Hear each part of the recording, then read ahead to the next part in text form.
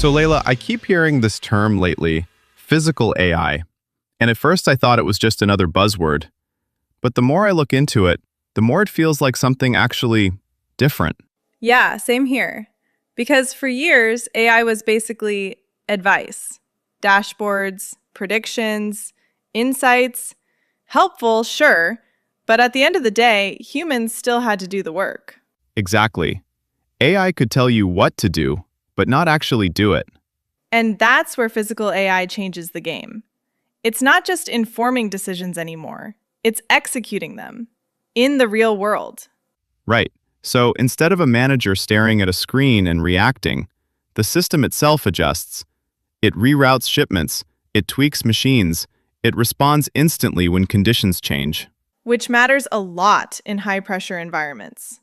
Logistics, manufacturing, energy, places where even small delays get expensive, fast. And you really see that urgency in this region. The UAE pouring billions into logistics, Saudi Arabia positioning itself as a global hub. When things move at that scale, waiting for human intervention just doesn't cut it anymore. But here's the interesting part. This isn't just better AI. It's a completely different design problem. Yeah, because once AI is controlling physical systems, the rules change. Decisions happen in milliseconds. Mistakes have real-world consequences. Exactly. Accuracy alone isn't enough anymore.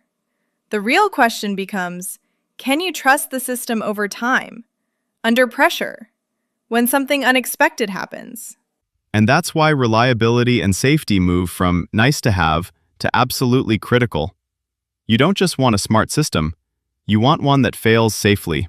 Which is something Saudi Arabia has actually been leading on. A lot of the global research on AI safety is coming from the kingdom. That tells you this shift isn't just about speed. It's about responsibility, too. Let's talk about how physical AI actually works. Because it's not one single technology. It's more like a loop.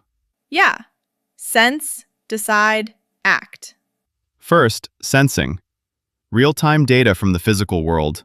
Movement, temperature, vision, context. Basically, perception. Then decision-making. Not static rules, but models that learn, adapt, and improve based on what just happened. And finally, action. Machines, control systems, automated workflows, actually changing what's happening on the ground. A lot of that intelligence runs close to the source, too. At the edge. Not in some distant data center. Because latency matters. A lot. Which explains why companies are suddenly paying attention. This isn't experimental anymore. It's becoming a strategic capability. When systems continuously optimize themselves, efficiency goes up, waste goes down, and risk gets managed before it turns into a crisis.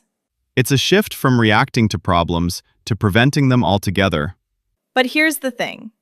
You can't just plug physical AI into old workflows and hope for the best. Organizations have to rethink how decisions are made, how systems are governed, how humans and AI work together. That's where things like digital twins come in, simulating real environments, testing behavior safely, before anything touches the real world. And none of it works without solid data foundations. Bad data means unreliable systems, no matter how advanced the model is. So when you zoom out, this isn't just about smarter machines, it's about redesigning how organizations operate. Exactly. AI is no longer sitting on the sidelines. It's becoming part of the operating fabric itself. And the companies that get this right now, they're the ones that will move faster, adapt quicker, and operate with a level of autonomy that wasn't possible before.